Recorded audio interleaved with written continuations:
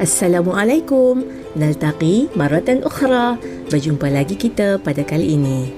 Al-yawm uridu an uwasil darsana an ismil isyarah. Hari ini muallimah nak sambung pembelajaran kita tentang kata tunjuk. Walakin al-ismul isyarah li hadzal yawm ismul isyarah lil ba'id.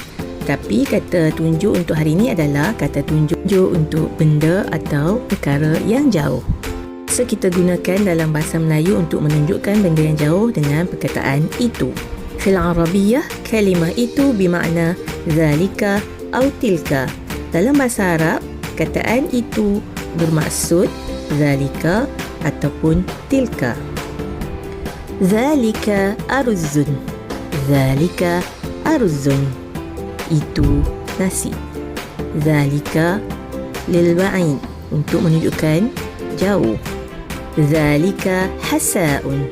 Zalika hasa'un. Itu sup. Zalika hasa'. Zalika khubzun. Zalika khubzun. Zalika khubz. Itu roti. Zalika ka'kun. Zalika ka'kun. Zalika ka'kun. Itu kek. Kalau ini kita gunakan haza ka'kun, ini kek. Zalika samakun. Zalika samakun. Itu ikan. Kalau ini dekat, haza samakun. Zalika dajajun. Zalika dajajun. Zalika dajajun. Kalimah zalika kita guna pada perkataan yang tidak mempunyai ta' marbutah. Zalika lahmun. Zalika lahmun. Zalika lahmun. Itu daging. Lahmun tiada tak marbutah. Kita guna zalika. Zalika ma'un. Zalika ma'un. Zalika ma'. Itu air. Zalika syayun. Zalika syayun. Zalika syay. Itu air teh. Zalika halibun. Zalika halibun. Zalika halib. Itu susu. Kalau ini susu, kita sebut haza halibun. Itu susu. Zalika halibun. Zalika asirun. Zalika asirun. Itu jus. Zalika asir. Itu jus. Tilka budatun.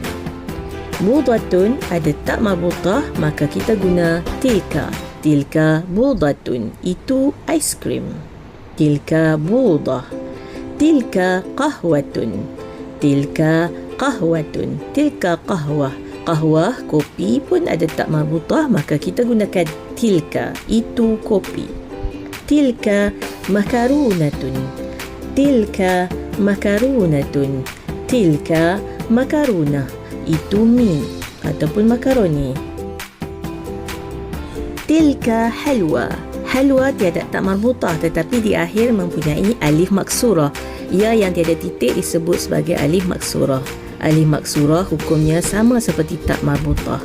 Jadi kita gunakan tilka. Tilka halwa. Tilka halwa. Itu kuih muih. Tilka halwa. Tilka khazrawatun. Tilka khazrawatun. Khazrawatun kata jamak atau banyak, jadi kita gunakan tilka juga. Sama juga dengan fawakihun, kata jamak buah-buahan banyak, jadi kita gunakan tilka walaupun tiada tak marbutah di hujungnya. Tilka fawakihun. Itu buah-buahan. Tilka fawakih. Itu buah-buahan. Tilka khazrawatun. Tilka khazrawatun. Itu sayur-sayuran. Fawakihun dan khazrawatun kata jamak banyak, maka kita gunakan tilka untuk muannas. Aktafi bihadzal qadar. Yarakum. Jumpa lagi. Bye.